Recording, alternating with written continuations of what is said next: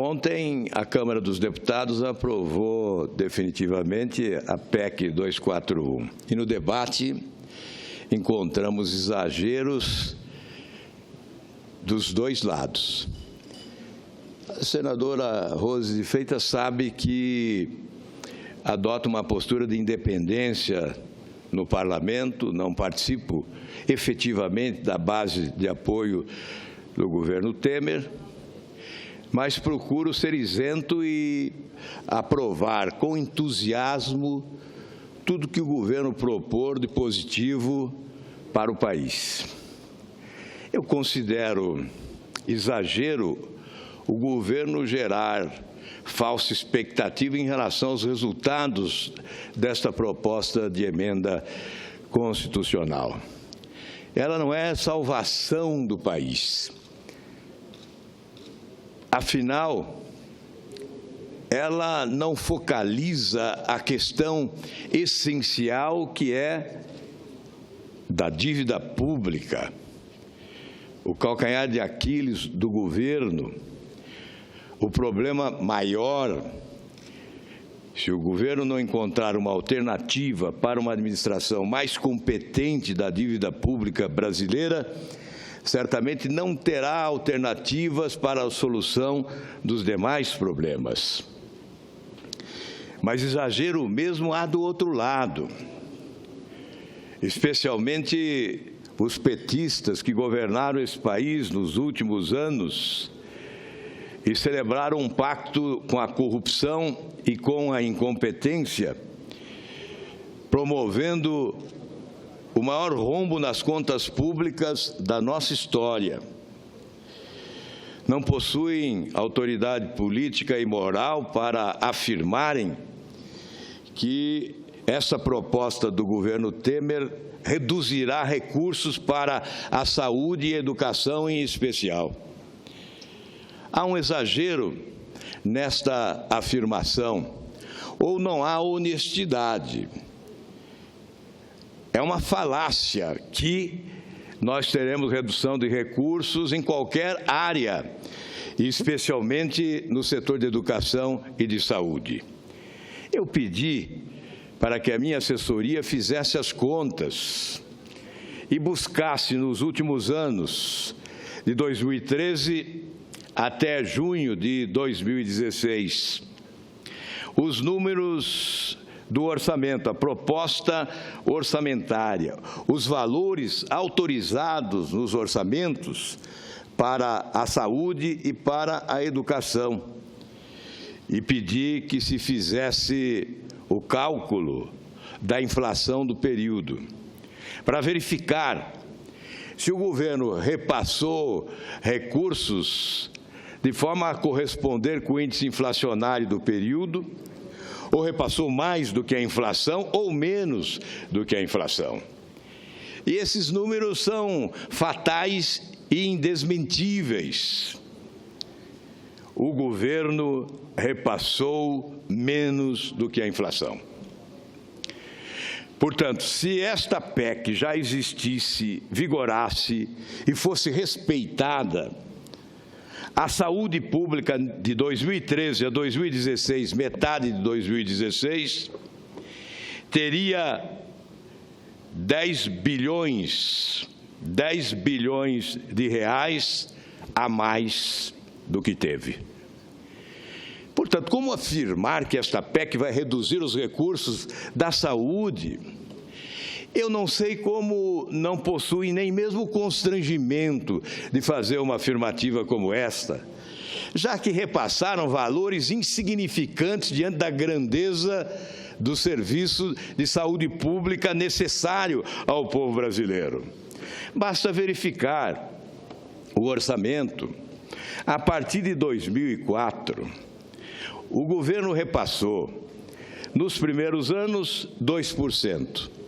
2% do orçamento para a saúde, depois 3% e, finalmente, 4%. 4% para a saúde.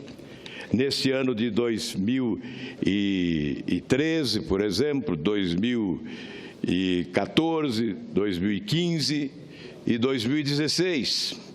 enquanto que para juros e serviços da dívida, o governo gastou 45% em 2013, 44,7% em 2014, 46% em 2015 e 45,4% em 2016, portanto, 10 vezes mais do que repassou ao serviço de saúde pública. E da mesma forma, educação. Da mesma forma, educação. Na educação, também a partir de 2013, até junho de 2016, o valor proposto pelo Poder Executivo para 2017 é de 105 bilhões de reais e 652 milhões. Está no projeto de lei orçamentária para 2017. E se nós corrigíssemos pela inflação do período, nós teríamos 120 bilhões 988 milhões de reais. Portanto, nós teríamos 15 bilhões a mais para o setor de educação. Em síntese, o governo não vinha corrigindo pela inflação. Hoje fala que a PEC congela os recursos para a educação e para a saúde. Não congela. Estabelece uma regra para a limitação dos gastos de forma global, sem definir o setor a ser excluído por iniciativa da administração federal. Mas mesmo que se aplicasse no setor de saúde e de educação a regra da correção pela inflação, nós teríamos, repito, 10 bilhões a mais nesse período para a saúde e 15 bilhões a mais para a educação. Então, o argumento é falacioso. E eu recebo, senadora Rose de Freitas, mensagens de estudantes. Por favor, vote contra a PEC 241. E aí eu respondo, mas por quê? Porque os nossos direitos estão sendo feridos, estão reduzindo os recursos para a educação. É uma mentira deslavada. Há estudantes ocupando escolas. E na capital do Paraná, Curitiba, um deles foi assassinado numa dessas ocupações. Um jovem de 16 anos perdeu a vida numa dessas ocupações e colocam como razão prioritária para a ocupação das escolas a redução dos recursos para a educação em razão da aprovação da PEC 241. Isso é desonesto, isso é perverso, isso é desumano. É preciso fazer política com mais altivez e dignidade. Não se faz política desta forma, sem sustentação nos fatos, sem a comprovação da realidade. O que nós estamos apresentando aqui são números oficiais. Eu não inventei esses números das dotações orçamentárias, dos valores autorizados pelo orçamento. Eu não inventei os índices da inflação nesse período. É simples fazer a conta. O governo vinha repassando recursos aquém dos necessários se houvesse correção da inflação. Portanto, eu repito, enfatizo, se essa PEC já vigorasse antes, nos anos anteriores, de 2013 até a metade deste ano, nós teríamos repassado para a saúde 10 bilhões a mais e para a educação 15 bilhões a mais. Eu concedo a parte à senadora Ana Amélia com satisfação. Senador Álvaro Dias, a racionalidade do seu pronunciamento, como foi da senadora Rose de Freitas, nesta tarde, a nossa tentativa, da mesma forma como eu tentei, de alguma maneira também abordar, de convencer as pessoas de que o futuro poderá ser outro sem esta PEC, e um outro futuro muito pior. E não é aí uma projeção de uma pessoa que vá querer fazer uma tempestade em copo d'água. Não, nós temos que ter racionalidade. Mas a racionalidade, lamentavelmente, não é necessariamente uma atitude daqueles que querem fazer disto um cavalo de batalha político-ideológico. Não há nenhuma razão própria. Assim como foi no começo de que o governo ia acabar com Bolsa Família, que havia golpe, que essas narrativas foram todas sucedendo-se e morrendo pela sua inconsistência. Essa eu espero também morra, pela inconsistência da racionalidade.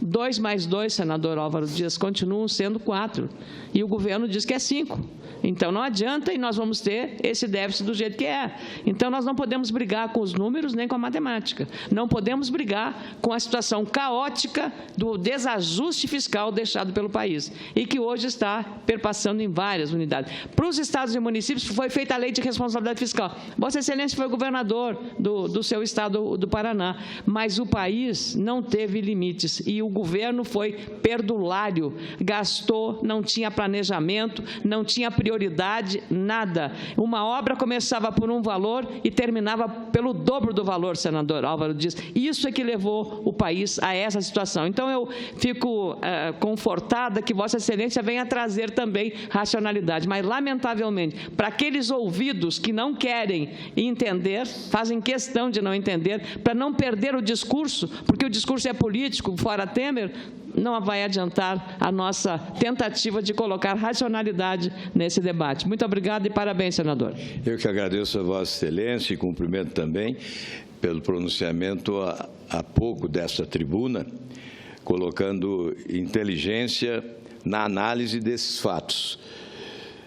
Eu digo ao país que voto favoravelmente a essa PEC e a considero insuficiente.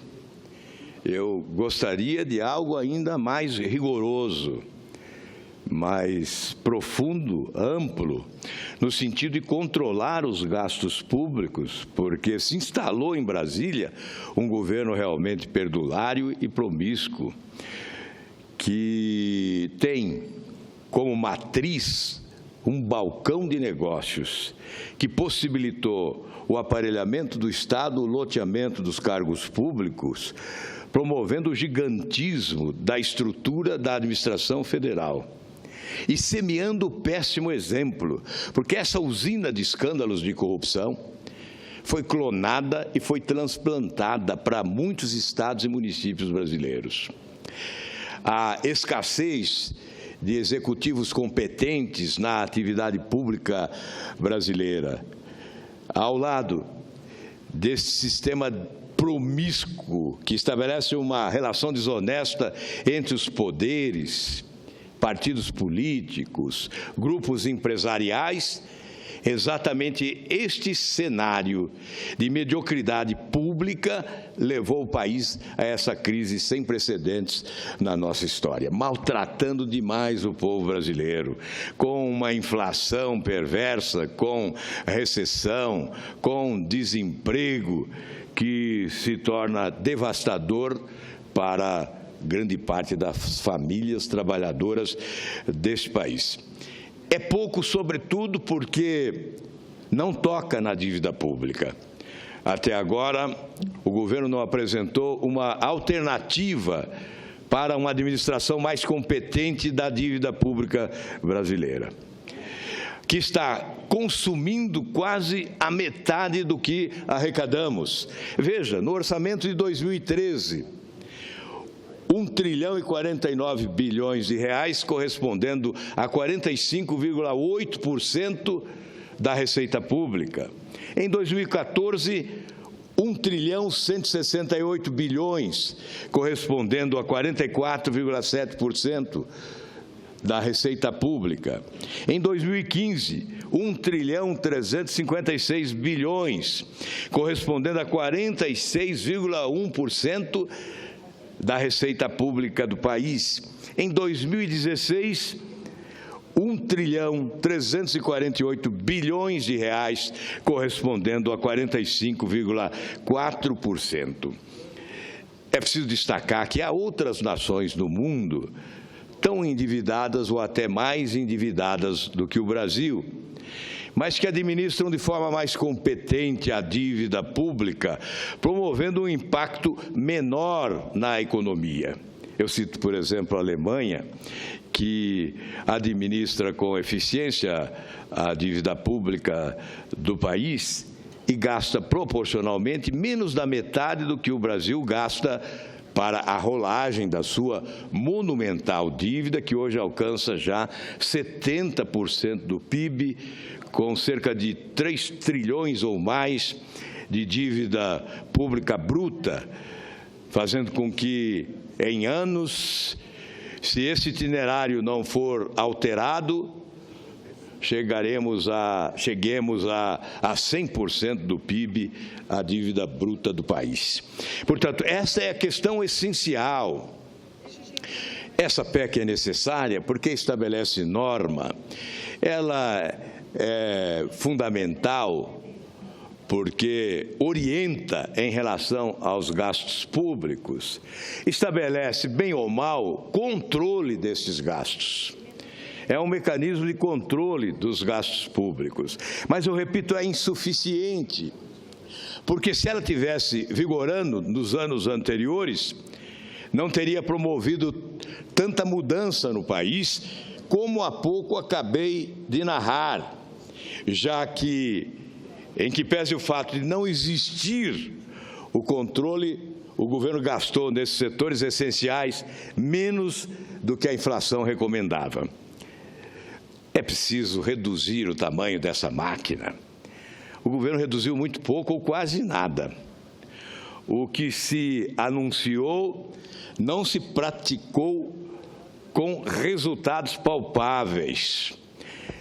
Essa máquina pública se transformou num paquiderme enorme e dorminhoco, lento demais, gastador, come demais, come excessivamente e não devolve em resultados à população, com serviços públicos de péssima qualidade, especialmente no setor de saúde pública e de educação, que está vivendo, sim, um retrocesso imperdoável neste país. E antes de prosseguir com a análise sobre essa proposta do governo Temer, eu concedo com satisfação uma parte ao senador Ataídes Oliveira, que tem se revelado um grande senador, combativo e contundente e corajoso. É necessário que o Senado Federal possa contar com figuras como Vossa Excelência, que não tem medo de dizer as verdades. Muito obrigado, senador Álvaro. Senador Álvaro, observando e ouvindo Vossa Excelência fazer esse belo discurso, que na verdade lhe é peculiar, eu estava aqui voltando ao tempo e lembrando de 2011, quando eu cheguei nessa casa como suplente do senador João Ribeiro, para o cumprimento de um mandato de 4 meses, e aqui encontrei Vossa Excelência no PSDB, como sempre, né? Hoje no PV, como nosso líder. E eu não me esqueço que esse discurso de alerta a este governo desastroso do PT, do Lula e da presidente Dilma, da ex-presidente Dilma, Vossa Excelência, por centenas de vezes nessa tribuna, alertou a este governo do risco que a nossa nação, que o nosso país estava correndo. por diversas e diversas vezes. Eu me lembro de uma certa vez que Vossa Excelência disse com todas as palavras: esse barco está à deriva, ele está próximo das pedras, esse barco vai chocar com as pedras, com as pedras. E, lamentavelmente, hoje, 5 anos depois, nós estamos a assistir esse desastre que Vossa Excelência e outros senadores, como eu também, dessa tribuna, nós falamos o tempo todo. Mas esse governo autoritário da presidente Dilma e do Lula não nos escutava, né? E hoje o Brasil está pagando muito caro. A senadora Ana Amélia acabou de trazer ao povo brasileiro o montante da nossa dívida bruta, interna e externa: 4,4 trilhões de reais. Em 2003, quando o governo do Lula assumiu, quando o Lula assumiu o governo, o Brasil devia 852 bilhões. Hoje, depois de 14 anos, o Brasil deve 4,4 trilhões de reais. E esse é o grande problema do nosso país hoje. É a dívida pública. Esse é o grande problema. O Lula e a Dilma achou que o Brasil fosse deles e começou a gastar dinheiro. Também me lembro, senador Álvaro, de Vossa Excelência, dessa tribuna, quando ninguém se falava nos empréstimos secretos, Vossa Excelência falava dessa tribuna sobre os famosos empréstimos secretos. Bilhões de dinheiro público, dinheiro do povo, dinheiro do contribuinte, para agradar alguns governos comunistas, não é? Então, o grande problema do Brasil hoje é essa dívida. O ano passado nós pagamos mais de 500 bilhões só de juros dessa dívida, para uma receita corrente líquida de 1,221 trilhões de reais. Ou seja, como que o ministro Mantega e outros ministros, Mercadante, Companhia Limitada, como é que nenhum deles chegaram no Lula e na Dilma e disseram para eles: olha, esse dinheiro um dia vai acabar? Como é que ninguém fez isto? Ou se alguém fez, se alguém o fez, eles não quiseram escutar. E o dinheiro acabou. Essa história da PEC agora, a PEC 241, eu estava chegando e cheguei à conclusão, senador Álvaro, que no Brasil hoje nós temos 166,3 milhões de pessoas com idade ativa, de 14 a 80 anos. Pode-se perguntar a cada brasileiro hoje no Brasil, se eles não tiveram que ajustar as suas contas, se eles não tiveram que equilibrar as suas contas públicas, coisa que nós dessa tribuna falamos o tempo todo: olha, tem que equilibrar as contas. Nós estamos aqui agora com o empresário, o senador Deca, é um grande empresário bem-sucedido. Contas têm que ser equilibradas, receita e despesa, mas lamentavelmente só sabiam, melhor dizendo, gastar. Esses programas tão importantes ao nosso povo, que agora estão dizendo que vai tirar direitos dos trabalhadores, vai acabar com os programas, tudo mentira. Mas eu falhei aqui na minha memória com relação a 241. Ou seja, esses 166 milhões de brasileiros, cada um deles hoje tem uma PEC 241 editada e aprovada, sem a aprovação de cada brasileiro nas suas costas. Cada brasileiro hoje tem uma PEC 241. E eu quero saber qual é o brasileiro que não teve que ajustar as suas contas, principalmente de 2015 para cá. E, no entanto, a gente vê o PT com esse discurso demagogo, né? Hoje teve um senador aqui do PT eu não suportei e perguntei, por que vocês não fizeram tudo isso? Então, é um desastre. Nós perdemos a nossa credibilidade, nós perdemos a nossa moral lá fora, não é? Politicamente, esse governo perdeu a credibilidade, os nossos empresários já não confiavam mais nesse governo, não acreditavam mais nesse governo, enfim, o desastre aconteceu.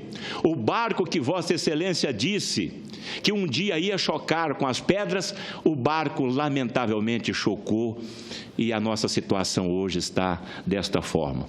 Mas agora sim, chegamos ao fundo do poço. A medida provisória 241, como Vossa Excelência disse, não é o todo, não vai resolver o problema do Brasil, evidentemente que não. A reforma da Previdência Social é uma questão sine qua non, ela terá que acontecer também. Tirar os direitos dos aposentados, não, mas nós vamos ter que fazer essa correção, como também a reforma trabalhista e também a política. Muito obrigado, senador Álvaro. Muito obrigado, senadora Ataídes, é sempre uma honra receber a sua parte. Senhor senador, agradecemos a presença de vários visitantes que vêm a esta casa. Hoje de manhã tivemos vários estados aqui representados e temos aqui também o estado do Espírito Santo, representado pela Câmara de Santa Maria de Jetibá, vereador Mazinho, Adilson Jean e a todas as senhoras que estiveram aqui. Muito obrigado. As nossas homenagens aí aos visitantes do Espírito Santo e ao estado do Espírito Santo. O senador Ataídes certamente lembra e fez referência ao período em que juntos aqui combatemos o desgoverno, que nós colocávamos inclusive uma figura de retórica para retratar bem o que ocorria, que armava-se uma bomba relógio de efeito retardado que explodiria no colo do país. E é o que ocorreu. Os estilhaços alcançam a todos os brasileiros. A incompetência do governo se somou à corrupção desbragada e produziu esse cenário de infortúnio que leva milhões de brasileiros ao desespero diante de um futuro incerto. E é preciso a correção de rumos. Em relação à administração dos recursos públicos, temerária e irresponsável, nós citamos, como bem lembrou o senador Ataídes, os recursos destinados do Tesouro Nacional ao BNDES. Foram 470 bilhões de 2008 a 2013, 470 bilhões de reais para empréstimos a outros países, alguns empréstimos secretos, com prazos alongados, com taxas de juros privilegiadas, subsidiadas pelo contribuinte brasileiro. Isso custará muito caro ao nosso país. E abrindo as portas para a corrupção. O que nós assistimos foi uma tempestade devastadora a açoitar o povo brasileiro, destruindo seus sonhos e esperanças de um país onde prevaleça o desenvolvimento sustentável com justiça social.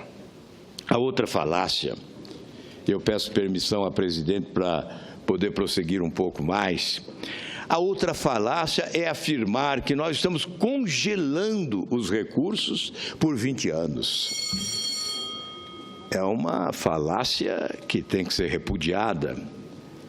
Primeiro, porque não se trata de congelamento.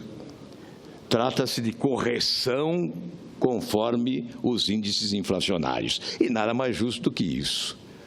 Porque na casa do cidadão brasileiro, se ele gastar mais do que arrecada, que recebe, evidentemente ele irá sossobrar. Na empresa, o empresário irá à falência. E no país não pode ser diferente. Mas não se trata de cláusula pétrea, que não se fale em congelar por 20 anos. Essa proposta não vai sobreviver 20 anos. A nossa realidade é dinâmica. É evidente que esta proposta poderá, inclusive pelo próximo presidente, eleito em 2018, se entender necessário alterar, o Congresso Nacional poderá alterar, não é cláusula pétrea. Ora, onde está a definição tratar-se de cláusula pétrea? Se os resultados da aplicação desta proposta não forem satisfatórios, nós poderemos nos manifestar e o governo certamente tomará a iniciativa de propor a mudança. A evolução do cenário econômico, somado ao resultado das eleições de 2018, poderão produzir um ambiente para nova reflexão sobre esse tema. Portanto, não é cláusula pétrea.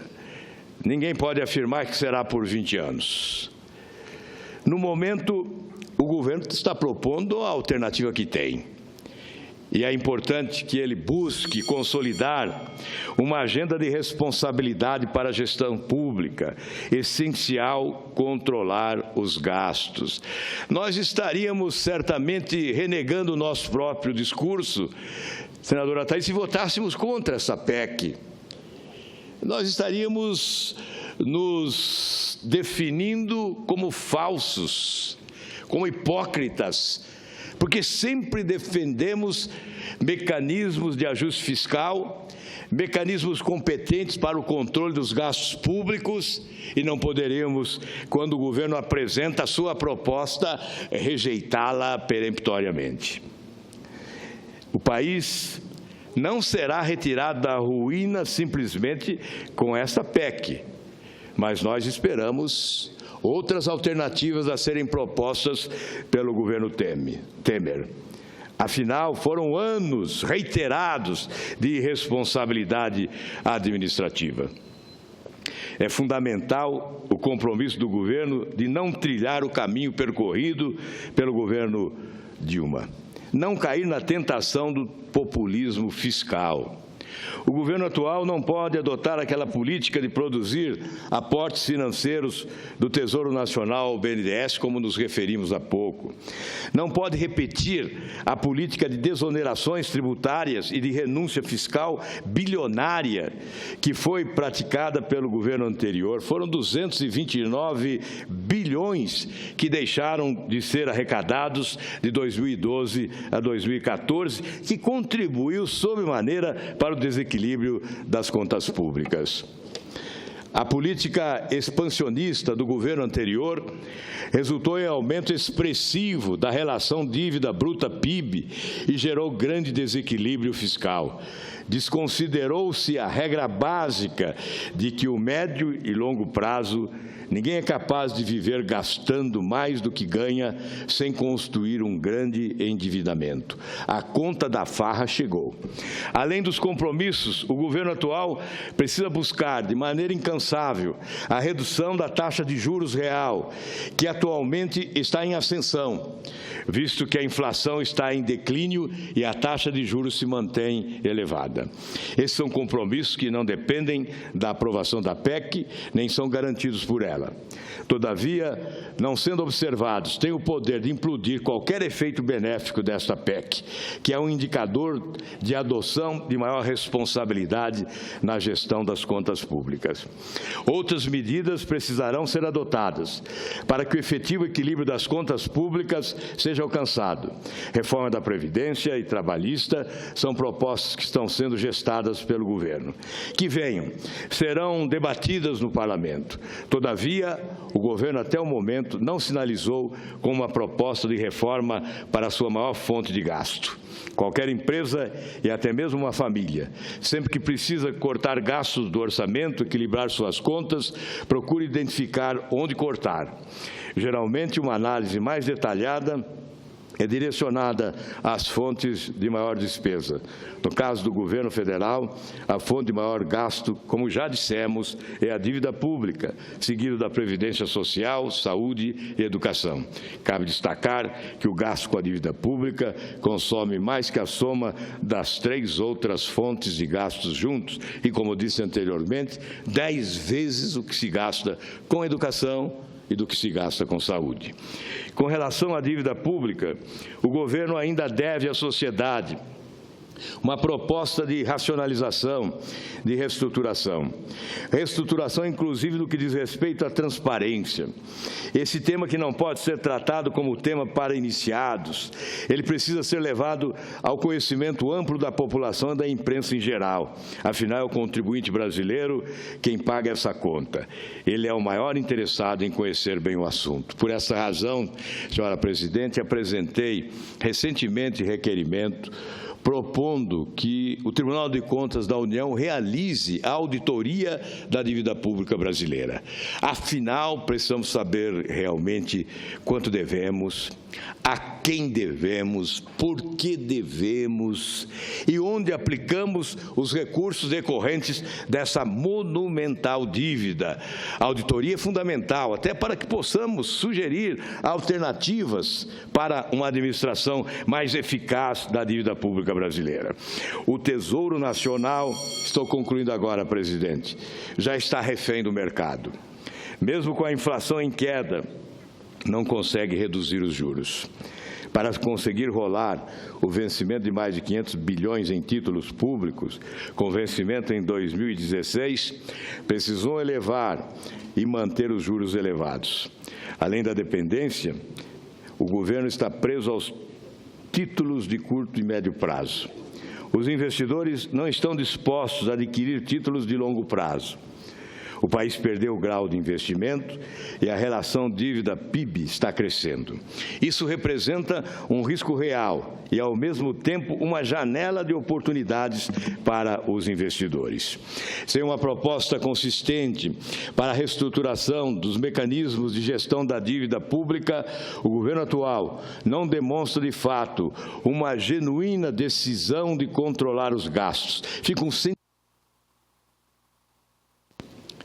Concluindo, presidente, agora, fica o sentimento de que está sacrificando a maioria da população para manter um grupo menor seguro em sua zona de conforto. Seriam os dealers, aqueles que manipulam os títulos públicos para a rolagem dessa dívida, ou seja, o sistema financeiro, os banqueiros do país. Talvez o governo atual não tenha tempo para todos os desafios.